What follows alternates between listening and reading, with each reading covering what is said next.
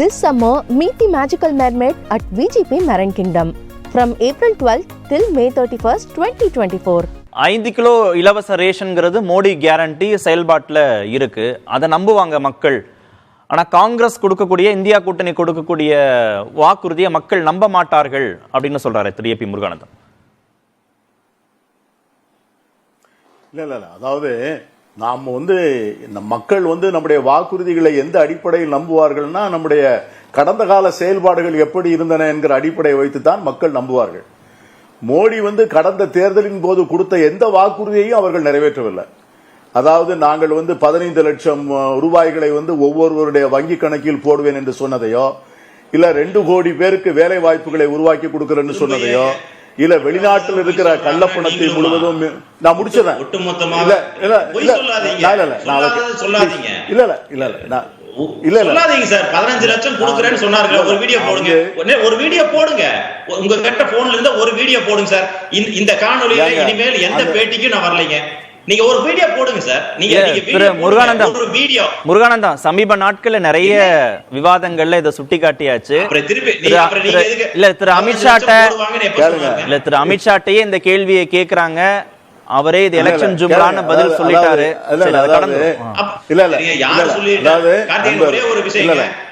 Sir பேசட்டும், நேரத்தை விரயம் பண்ண வேண்டாம். பீட்டர் சார் பேச அதுக்கு எனக்கு பொய் சொல்லணுங்களா? அது நான் கண்டிப்பா இன்டர்வியூ பண்ணுவேன். இல்லங்க, பொய்ன்ற வார்த்தையை சொல்லாதீங்க, பொய்ன்ற வார்த்தையை சொல்லாதீங்க. அமித்ஷாட்ட கேட்டாச்சு, அவர் எலெக்ஷன் ஜும்லான்னு பதிலும் சொல்லிட்டாரு. அப்புறம் இதுக்கப்புறம் என்ன வேண்டும்? அமித்ஷாட்ட கேட்டீங்க, என்ன பதில் சொன்னாரு அவரு? எலெக்ஷன் ஜும்லான்னு சொல்லிட்டாரு. நீங்க போய் தேடி பாருங்க, நீங்க காணொலியை தேடி பாருங்க. இல்லன்னா நான் நிகழ்ச்சி முடிஞ்சவன உங்களுக்கு அனுப்புறேன். நீங்க நேரத்தை விரயம் பண்ண வேண்டாம், அவர் பேசட்டும், சார் பேசட்டும். அதாவது முருகானந்தம், நீங்க பேசும்போது நான் ஒரு வார்த்தை கூட குறுக்கிடுவதில்லை. நான் சொன்ன வார்த்தைகளுக்கு நான் முழுமையாக பொறுப்பேற்றுக் கொள்கிறேன்.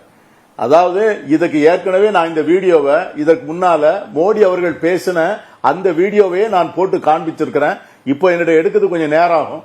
ஆனா நான் உங்களுக்கு அதை அனுப்புறேன். உங்களுக்கு நான் நம்முடைய நெறியாளர் மூலம் உங்களுக்கு நான் அனுப்பிச்சு வைக்கிறேன். அதாவது கடந்த காலத்தில் நீங்கள் கொடுத்த வாக்குறுதிகளை எப்படி பாதுகாத்தீர்கள், செயல்படுத்தினீர்கள் என்கிற அடிப்படையில் தான் மக்கள் இந்த வாக்குறுதிகளை நம்புவார்கள். கடந்த காலத்தில் ஐக்கிய முற்போக்கு கூட்டணி அரசு தேசிய ஊரக வேலை வாய்ப்பு திட்டத்தை அமுல்படுத்துகின்ற போது அன்னைக்கு பிரதமர் வேட்பாளராக இருந்த மோடி அவர்கள் என்ன சொன்னார்கள் சொன்னா, it is a standing monument of planned failure of the UPA government சொன்னார். உபா அரசாங்கத்தினுடைய திட்டமிடுதலினுடைய மிகப்பெரிய தோல்வியினுடைய அடையாளம் தான் இந்த தேசிய ஊரக வேலை வாய்ப்பு திட்டம்னு சொன்னார். ஆனா இந்த தேசிய ஊரக வேலை வாய்ப்பு திட்டம் தான் கோவிட் சமயத்துல கோடிக்கணக்கான ஏழைகளை உயிர் வாழ்வதற்கு வயதுவாக இருந்த திட்டம் தான் இந்த திட்டம். ஆகவே இன்னைக்கு கடந்த காலத்துல ஐக்கிய முற்போக்கு கூட்டணி அரசு காலத்துல நாங்க எல்லாவற்றையுமே உரிமையாக்கி கொடுத்தோம். இந்த ரைட் டு எம்ப்ளாய்மெண்ட், வேலைக்கு உறுதி, உணவுக்கு உறுதி, கல்விக்கு உறுதி, தகவல் அறியும் சட்டத்திற்கு உறுதி, இப்படி எல்லாத்தையுமே ஏழை மக்களுக்கான உறுதியாக்கி கொடுத்தது தான் ஐக்கிய முற்போக்கு கூட்டணி அரசு. அதுல இன்னும் ஒருபடி நான் சொல்றேன். கடந்த காலத்துல இப்ப தற்காலிகமாக நீங்க எடுத்துக்கிட்டீங்கன்னா, இன்னைக்கு இந்தியா கூட்டணியில் இருக்கிற கட்சிகள் கடந்த சட்டமன்ற தேர்தலில் என்ன வாக்குறுதி கொடுத்தோமோ அதை முழுவதும் அந்த மாநிலங்களிலே நிறைவேற்றி இருக்கிறோம். நம்முடைய மாநிலத்திலே நம்முடைய முதலமைச்சர் நிறைவேற்றி இருக்கிறார். கர்நாடகாவிலே கர்நாடக முதலமைச்சர் அவர்கள் நிறைவேற்றி இருக்கிறார். இன்னைக்கு கேரளாவிலே கேரள முதலமைச்சருடைய திட்டங்கள் ஏழை எளிய மக்களுக்கான திட்டங்கள் நிறைவேற்றப்பட்டிருக்கிறது. ஒண்ணு மட்டும் நான் சொல்ல ஆசைப்படுகிறேன். இறுதி கருத்தை எடுத்துக்கிற நேரம் இல்ல, இறுதி கருத்தை எடுத்துக்கிறேன். திரு ஆழி, இந்த ஓட்டிங் பேட்டர்ன் எப்படி இருக்கும்? ஏன்னா தேர்தல் களத்தில் கொடுக்கக்கூடிய வாக்குறுதிகள்ங்கிறதுனால ஏழை மக்களுடைய வாக்களிக்கும் முறை இந்த எலெக்ஷன்ல எப்படி இருக்கும்? இந்த கட்சிகள் என்ன எதிர்பார்க்கறாங்க, எதிர்பார்க்கிறபடி நடக்குமா? உத்தரப்பிரதேசம், முக்கியமாக ஊபி, பீகார் போன்ற அந்த வட மாநிலங்களில் பொருளாதார பிரச்சனை அடிப்படையான தேர்தல் பிரச்சனையாக மாறி இருக்கிறது என்பது உண்மை. 2014-19 தேர்தலில் இருந்த சூழல் வேற. இன்னைக்கு மக்களுடைய அடிப்படையான பிரச்சனைகள் பேசுபொருளாக மாறி இருக்கிறது. அந்த பேசுபொருளாக மாறி இருக்கிறது என்பதை உணர்ந்து அறிவித்த அறிவிப்பாக கூட கார்கே அறிவித்ததை நாம் எடுத்துக்கொள்ளலாம். எந்த தப்பும் கிடையாது. அவர் நடுவில் சொன்னதுனால ஒன்றும் குற்றம் ஒன்றும் இல்லை. தப்பு சொன்னாதான் குற்றமே ஒழிய சரியான விஷயத்தை எப்போ சொன்னாலும் ஒன்றும் பெரிய தவறு கிடையாது. தோல்வி பயத்துல சொல்றாங்கன்னு திரு முருகானந்தம் சொல்றாரு. வெற்றிக்கான அச்சாரமாக சொல்றாங்கன்னு சொல்லலாம்.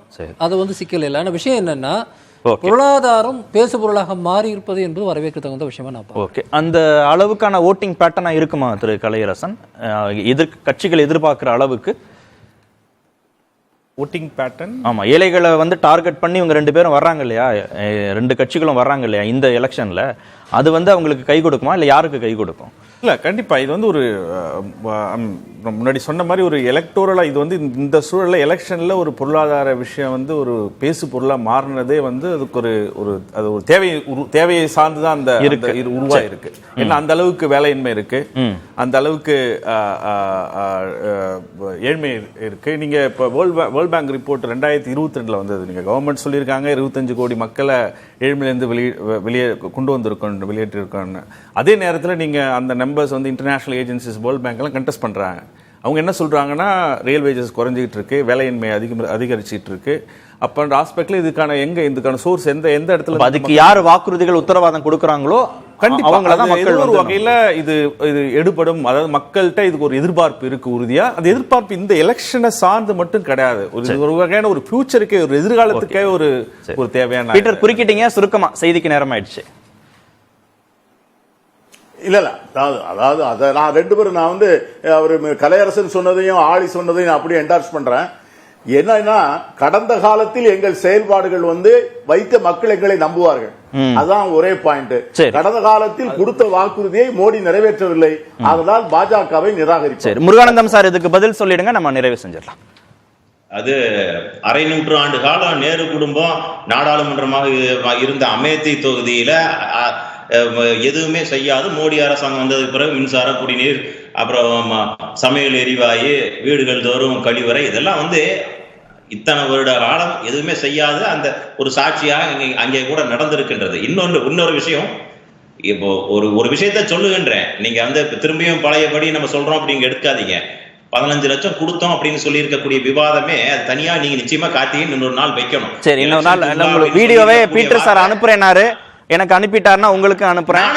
சரி, நன்றி. இன்னொரு சந்தர்ப்பத்துல பேசுவோம்.